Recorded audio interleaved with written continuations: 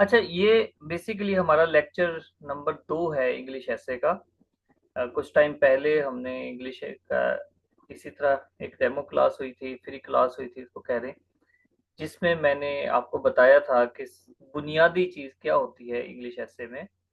और उससे भी पहले कि क्या-क्या मिस्टेक स्टूडेंट्स करते हैं, कहाँ पर क्या इश्यू है। एफपीएससी की रिपोर्ट्स भी दिखाई थी कि ऐसे के स्ट्रक्चर में इश्यू आता है, ऐसे खुद से लिखा नहीं होता, ग्रामेटिकल मिस्टेक होती हैं ऐसे में, ऐसे का फ्लो नहीं होता बेसिकली।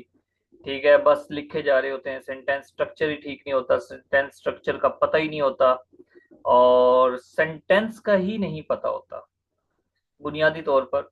एक सेंटेंस का ही नहीं पता होता। आप में से अगर किसी ने वो प्रीवियस क्लास ली थी, तो आप में से कोई बताएगा कि मैंने क्या कहा था, कि क्या होता है एक सेंटेंस में, क्या मिस्टेक होती है, हमें सेंटेंस ही नहीं पूरा बनाना आता। कोई आप में से कोई होगा यकीनन। खतीजा, आपको याद है कि मैंने क्या कहा था, कि एक सेंटेंस एग्जाम्पल दी थी कि अमूमन जिसको हम एक कंप्लीट सेंटेंस समझते हैं एडवांस इंग्लिश कम्युनिकेशन में, उसको सेंटेंस समझा ही नहीं जाता, कि ये सेंटेंस नहीं है, कंप्लीट नहीं है मीन के। हाँ जी, कोई आप में से जिसने प्रीवियस क्लास ली हो।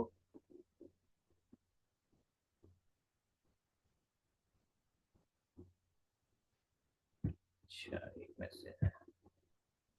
हाँ जी, किसी को याद नहीं है।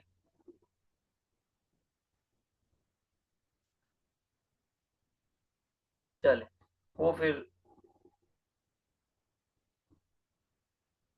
हाँ जी, बिल्कुल एक कंप्लीट थॉट कन्वे करे, लेकिन उसकी बेसिक क्या होती है, किस तरह से हम प्रूव करते हैं कि जो हमारा सेंटेंस है वो एक कंप्लीट थॉट दे रहा है।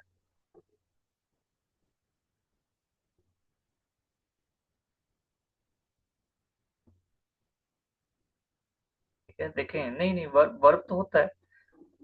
हम समझते हैं कि अगर एक सेंटेंस जो कि कैपिटल लेटर से स्टार्ट होता है, उसमें एक सब्जेक्ट है, एक वर्ब है। देखें, एक मैं एक सेंटेंस लिखता हूँ। चलिए, ये ज़रूरी चीज़ है इसलिए मैं आपको अभी, वैसे हमारे लेक्चर का हिस्सा नहीं है। I play cricket.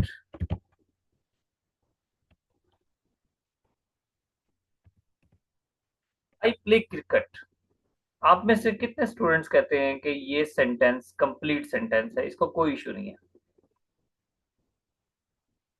Generally, Kiran, generally हम लोग यही समझते हैं कि जब सब्जेक्ट वर्ब और ऑब्जेक्ट हो, ऑब्जेक्ट की भी जरूरत नहीं है, ऑब्जेक्ट की भी जरूरत नहीं है। बुनियाद, वैसे अगर हम बुनियादी तौर पे बात करें, तो ऑब्जेक्ट भी ना हो तब भी सेंटेंस पूरा हो जाता है। ठीक है, ट्रांजिशनल और इन ट्रांजिशनल वर्ब्स का पता होगा आपको। तो जब इन ट्रांजिशनल वर्ब आ जाते हैं तो फिर हमें ऑब्जेक्ट की भी जरूरत नहीं होती। लेकिन एक चीज याद रखें, आई प्ले क्रिकेट, जब आई प्ले क्रिकेट की बात करते हैं तो वो एक इनकम्प्लीट थॉट दे रहा है। हमेशा याद रखो, आपका सेंटेंस तब ठीक होता है जब वो हाउ, व्हेन, वेयर, व्हाई, ये मैंने चैट में आपको लिख रहा हूँ। ठीक है, चैट में देखें, how, when, where, why and to what extent. जब इन चार पांच ये जो क्वेश्चंस मैंने लिखे हैं, इनमें से जब तक किसी एक का आंसर ना करे आपका सेंटेंस, तब तक वो कंप्लीट सेंटेंस नहीं होता। याद रखना, कंप्लीट थॉट नहीं दे रहा होता। आई प्ले क्रिकेट, कहीं बताएं, अब में आप बताएं, क्या उसमें how, when, why, where, to what extent का आंसर है? और अगर नहीं है, स्क्रीन शेयर नहीं हो रही? अच्छा, जैनुल आबदीन, मैं ये चैट में आपको हाउ, व्हेन, व्हाई, वेयर का ये लिख रहा हूं, आपको स्क्रीन शेयर नहीं है? इसमें ऐसे लेक्चर 2 लिखा हुआ है। हाँ भाई, किसको स्क्रीन शो नहीं हो रही?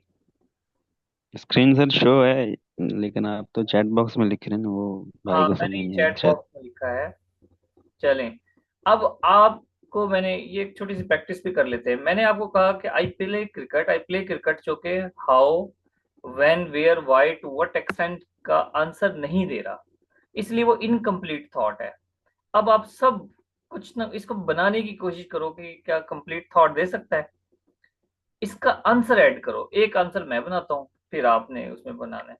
इस तरह से मैंने सेंटेंस बनाया, आई प्ले क्रिकेट। अगर मैं लिख दूं चैट बॉक्स में, I play cricket in the morning, क्या अब इन 5 सवालों में से किसी एक का सवाल का जवाब दे रहा है? When, when do you play, when do you play cricket? I play cricket in the morning.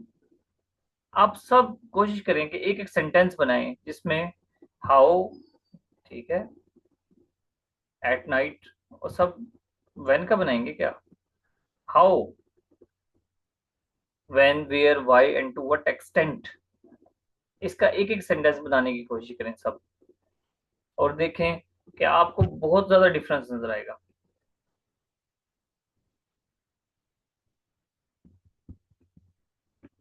चलें शाबाश। आई प्ले क्रिकेट एक्सीलेंटली, जबरदस्त, हाउ का आंसर है। Play cricket during summer, when का आंसर है। समर का एस बड़ा होना चाहिए। हाउ आई प्ले क्रिकेट, ये तो क्वेश्चन हो गया ना।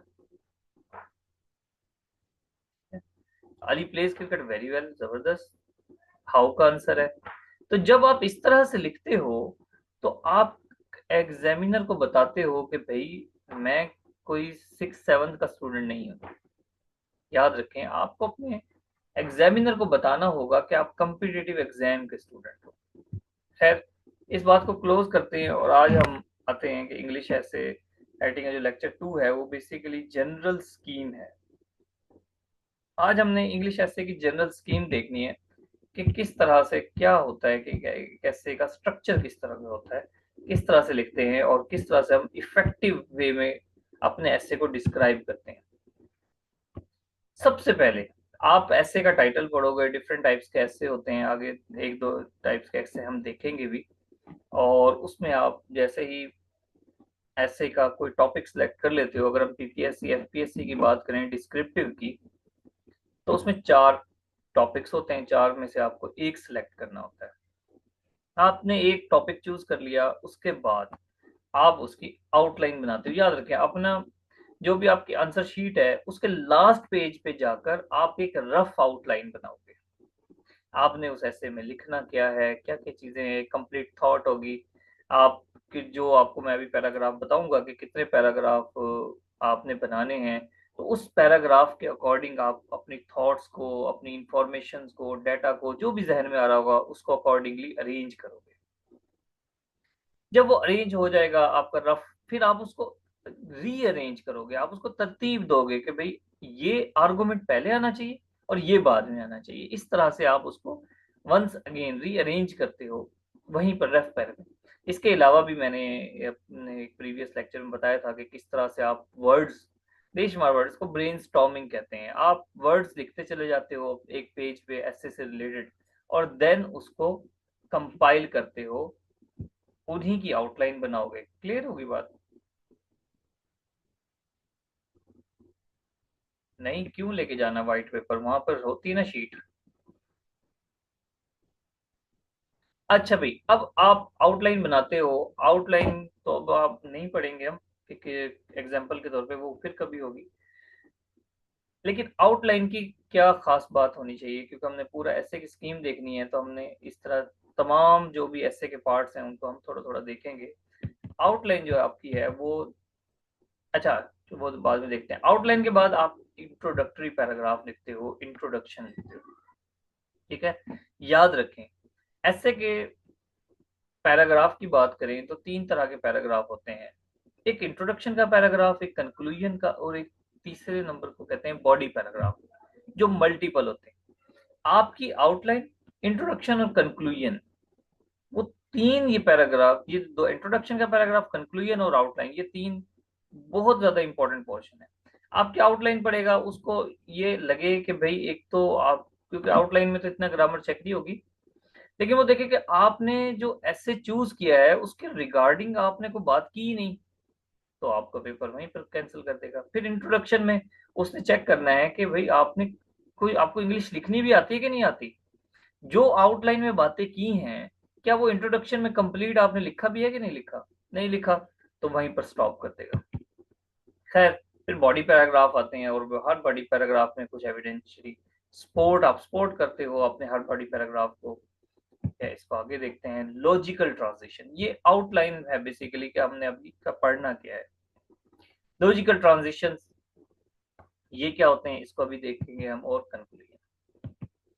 अब आते हैं वंस अगेन आउटलाइन पर। आउटलाइन किस तरह की होनी चाहिए, क्या उसमें जरूरी चीज है, किस बात पे फोकस करना है आपको, कि आउटलाइन स्पेसिफिक हो येट कंप्रिहेंसिव। याद रखें,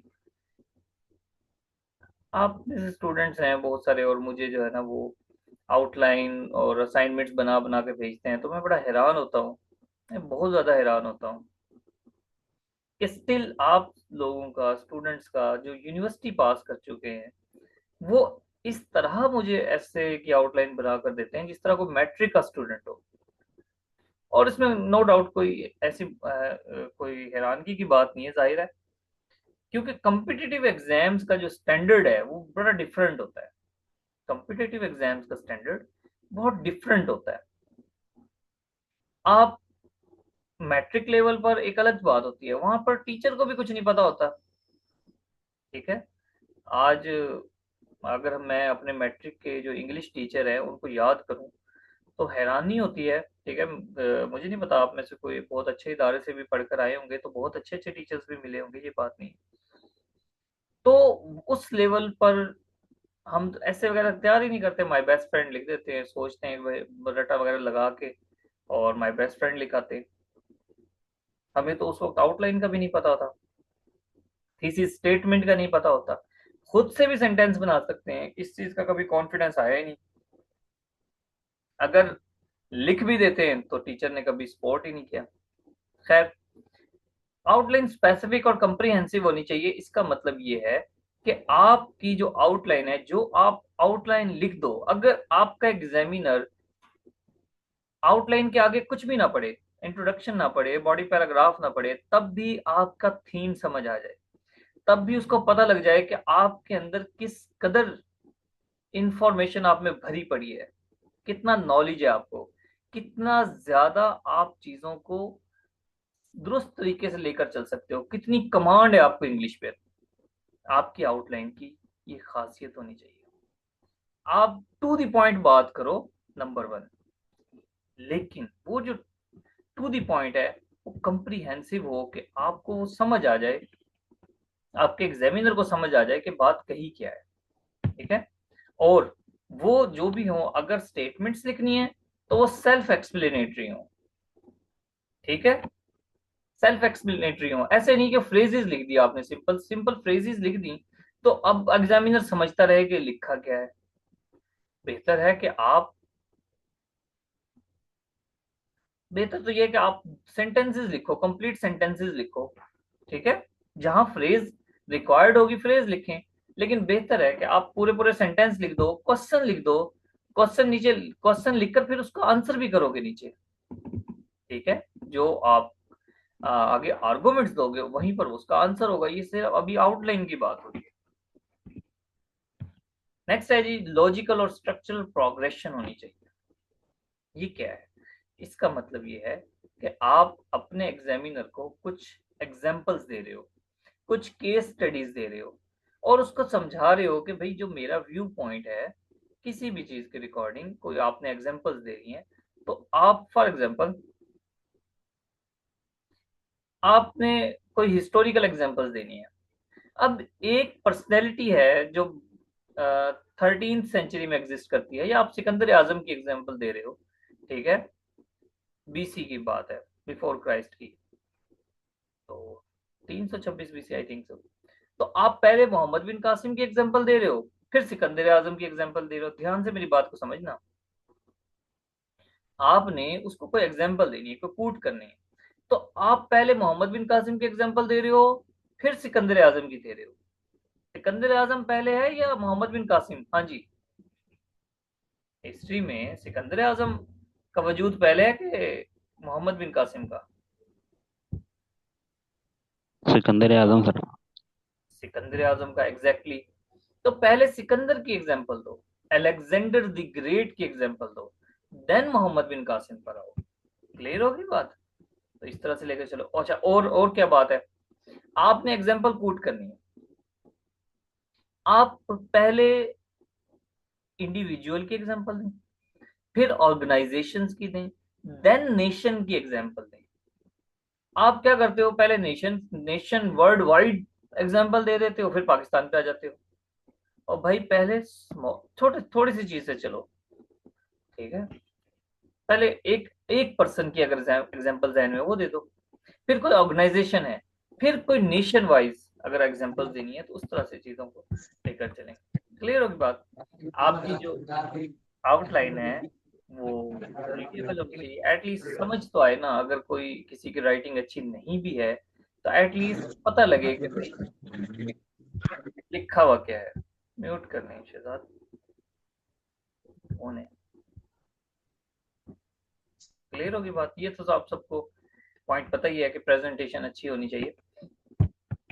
नेक्स्ट है जी आइडेंटेशन। आइडेंटेशन और सिंटेक्स, ठीक है, ये ठीक होना चाहिए। आइडेंटेशन क्या है, देखो, बल्कि हम आगे ही देखेंगे। आइडेंटिफिकेशन क्या है कि आपने एक मेन हेडिंग दी, नंबर पॉइंट नंबर 1, ठीक है, और आपने हेडिंग दे दी। उसके बाद जब आप पॉइंट नंबर 2 लिख रहे होगे, तो आप इसको फॉर एग्जांपल रोमन्स में लिख दो। रोमन्स में लिख दें यहाँ पे इस तरह, सॉरी, यहाँ कर लेते हैं, ठीक है। ये है आपका पॉइंट नंबर 1, ठीक है, इधर लिख दिया, मेन हेडिंग है। अब आपने इसकी सब हेडिंग, ये जो सब हेडिंग देनी है, आप इसको रोमन में लिख दें, नंबर 1, नंबर 2। ये है आइडेंटिफिकेशन, ठीक है, ये आइडेंटिफिकेशन। देखो भाई, कोविड नहीं फैलाना इधर।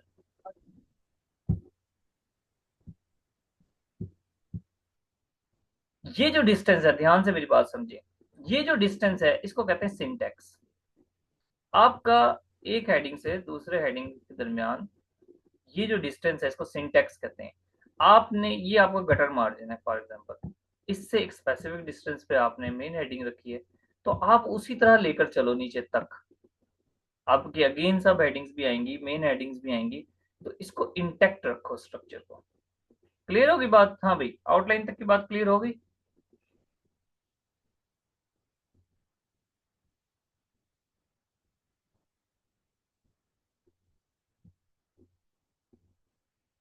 ठीक है,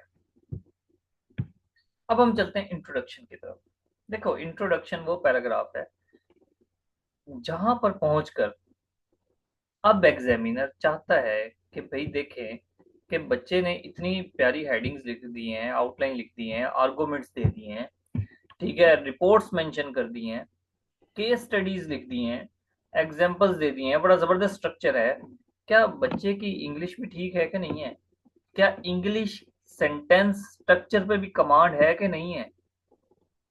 या बस वैसे ही उसने जो ना एग्जांपल वगैरह दे दिए हैं, फ्रेजेस लिख दिए हैं, स्टेटमेंट्स लिख दिए हैं, क्वेश्चन सिंपल सिंपल से लिख दिए हैं, क्या उसको इंग्लिश को भी कुछ आती है? क्या वो इतनी बड़ी आउटलाइन जो कि 1.5 पेज की है, क्या वो एक पैराग्राफ में, क्या वो उसको बिल्कुल फ्रेम कर सकता है कि नहीं कर सकता? समझ आई बात की? जो कुछ आपने आउटलाइन में लिखा है, आपने उसको रीफ्रेज करना है। आप उसको रीफ्रेज करके आप उसको इंट्रोडक्शन में लिखोगे, देन इसको अगेन रीफ्रेश करके कंक्लूजन में लिखोगे। ये सिंपल से ये है जनाब इंट्रोडक्शन और कंक्लूजन। जो कुछ आपने लिखा आउटलाइन में, उसको आप जोड़ दो, ग्लू कर दो, जोड़कर इंट्रोडक्शन बना दो, और देन उसी का कंक्लूजन बना दो। भाई अफीजुल्लाह, म्यूट हो जाएगी, आप अनम्यूट क्यों जाते हो अफीजुल्लाह? जी। लास्ट वार्निंग है आपको।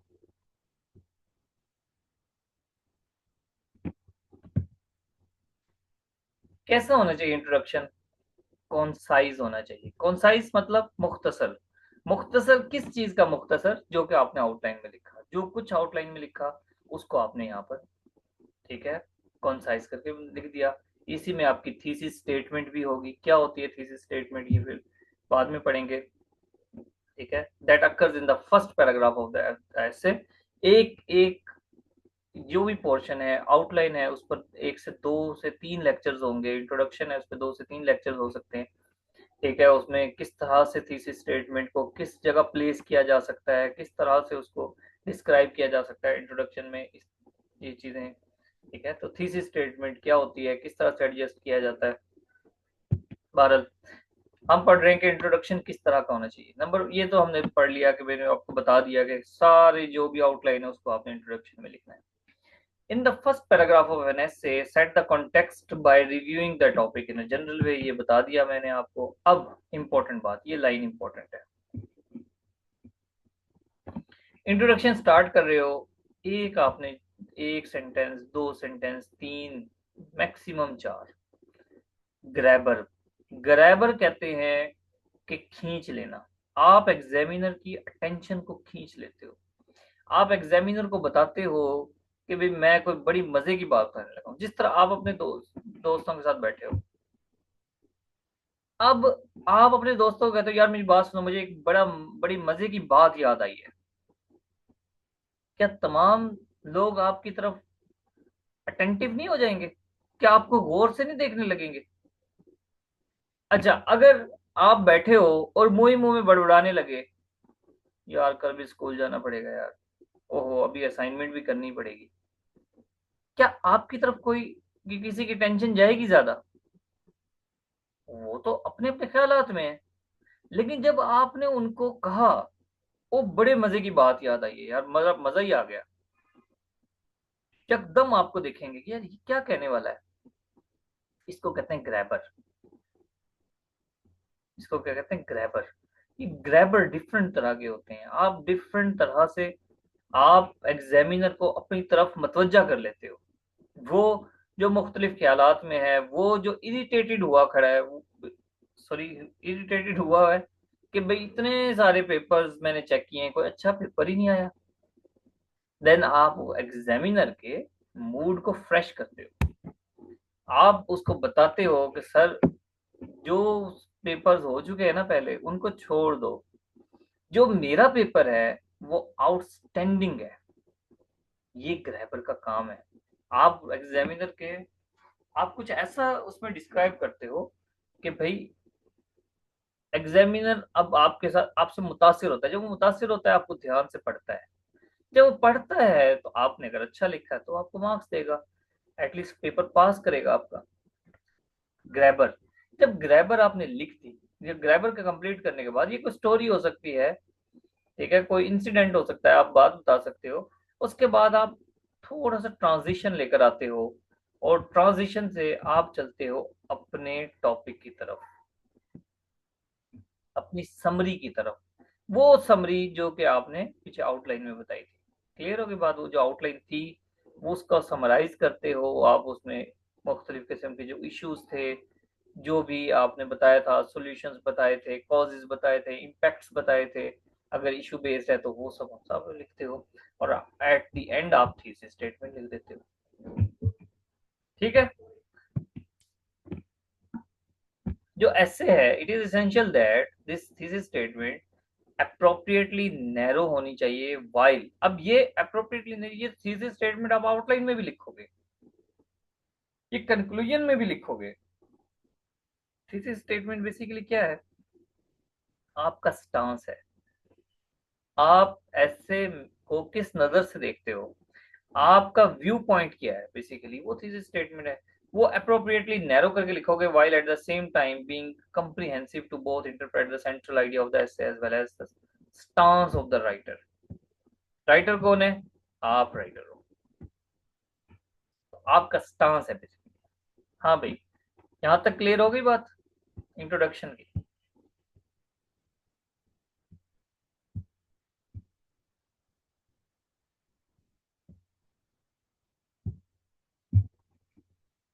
मेरी स्पीड तेज तो नहीं है?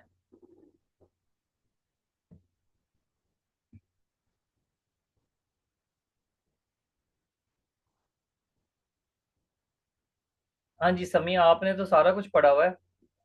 आपको ग्रैबर का पता है?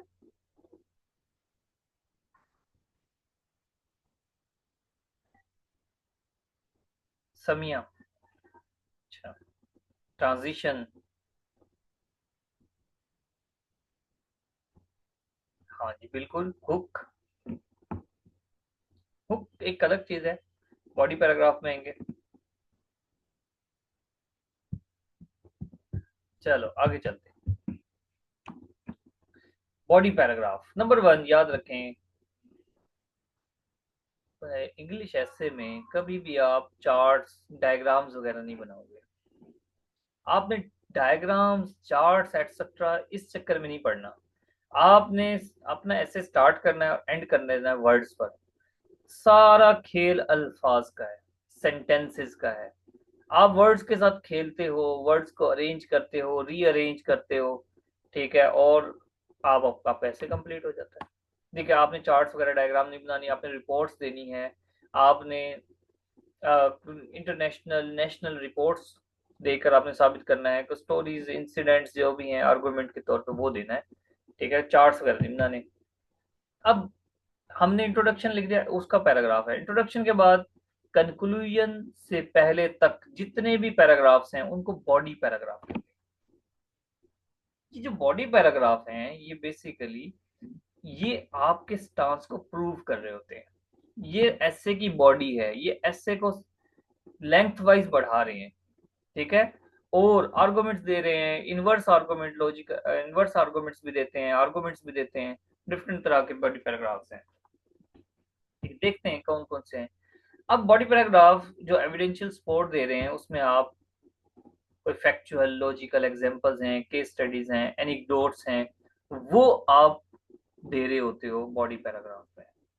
ठीक है, कोई एग्जांपल है, ध्यान से मेरी बात को समझे। आपने आउटलाइन लिखी और उसमें कोई एग्जांपल लिख दी, भाई मिसाल के तौर पे आपने चाइना की बात कर दी, आपने या यूएसए की कोई बात कर दी। नो टैक्सेशन विदाउट रिप्रेजेंटेशन, आपके जहन में कोई एग्जांपल आ गई, कोई फिट आती है कि किस तरह से डेमोक्रेसी डेवलप हुई थी अमेरिका में, नो टैक्सेशन विदाउट रिप्रेजेंटेशन, एक एग्जांपल आ गई। अब ये जो एग्जांपल थी इसी से आपने आउटलाइन बनाई, आउटलाइन में ये एग्जांपल कोट की, और देन इसका पूरा पैराग्राफ बना दोगे। आप उसको थोड़ा डिटेल से समझा दोगे अपने एग्जामिनर को कि किस तरह से अमेरिका, जब अमेरिका में रेवोल्यूशन आया तो ये सेंटेंस उसने किस तरह से काम किया। ठीक है, डिफरेंट केस स्टडीज हैं, आप वो मेंशन कर सकते हैं। Each paragraph should be limited to discussion of one subject. एक पैराग्राफ याद रखें, एक पैराग्राफ, एक सब्जेक्ट, एक आइडिया, एक आर्गुमेंट। एक आर्गुमेंट होता है एक पैराग्राफ में, एक आर्गुमेंट होता है, ज्यादा नहीं होते। कहीं आप एक से ज्यादा बातें एक पैराग्राफ में करो वो गलत है। This will allow for clarity and direction throughout the essay वगैरह वगैरह. In addition, such conciseness creates an ease of readability for one's audience. तो आप जब एक पैराग्राफ में एक आर्गुमेंट लिखते हो, एक केस स्टडीज एनेक्डोट लिख देते हो, कोई भी एग्जांपल, तो उसको एक्सप्लेन कर रहे होते हो, देन उसको कनेक्ट करना होता है अपने स्टांस के साथ। आप कोई भी आपका स्टांस है, violence violence is the last refuge of incompetent, एक आर्गुमेंटेटिव है। Violence is the last component, last मैंने क्या बोला था अभी, चलो दूसरा ऐसे करते हैं। When life throw lemons make lemonade. ठीक है, जब जिंदगी आपको लेमन्स दे तो उसकी शिकंजी बना दो। तो एक ऐसे है, आर्गुमेंटेटिव ऐसे है, आप उसको प्रूव करते हो। तो डिफरेंट एग्जांपल से जब प्रूव करते हो तो आपने उसके साथ कनेक्ट करना है। ठीक है, violence is the last refuge of incompetent. Violence is the last refuge of incompetent, कि गुस्सा वही इंसान करता है जो इनकम्पिटेंट होता है। तो आपने जो भी एग्जांपल देनी है उसके साथ जोड़ना है। आप प्रूव करो कि किस तरह से एक इनकम्पिटेंट पर्सन ही गुस्से का शिकार होता है। बॉडी पैराग्राफ में और क्या होता है? It is important to note that each paragraph in the body of the essay must be a logical connection.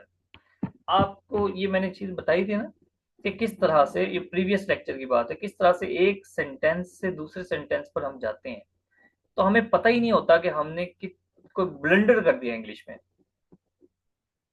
क्यों? क्योंकि हम ट्रांजिशन यूज नहीं कर रहे। जब भी एक सब्जेक्ट, जब भी हम दो सेंटेंस लिखते हैं और उनके दोनों के सब्जेक्ट डिफरेंट है, तो याद रखें ट्रांजिशन लगाना फर्ज है। ट्रांजिशन लगाना फर्ज है अगर डिफरेंट सब्जेक्ट के दो सेंटेंसेस हैं। इसी तरह जब आप एक पैराग्राफ से दूसरे पैराग्राफ पे जा रहे हो तो वो वेल नीटेड होने चाहिए, कनेक्टेड होने चाहिए, आपको पता होना चाहिए कि भाई ये उसी का कनेक्शन है, वही बात हो रही है और अब अलग तरह से प्रूव की जा रही है। और लॉजिकल कनेक्शन, उसके साथ फिर आप एविडेंस भी दोगे। ठीक है। It is important to explain how and why the evidence support the thesis. आपने कोई भी नई बात करके वापस आना है, अपने थीसिस की तरफ वापस आना है, अपने पॉइंट की तरफ। अच्छा, इसमें मुझे बड़ा एक दिलचस्प सी बात याद आ गई। चलें, ये बल्कि हम स्टॉप करते हैं यहाँ पर, फिर आपको मैं नई क्लास में जो बात सुनाऊंगा।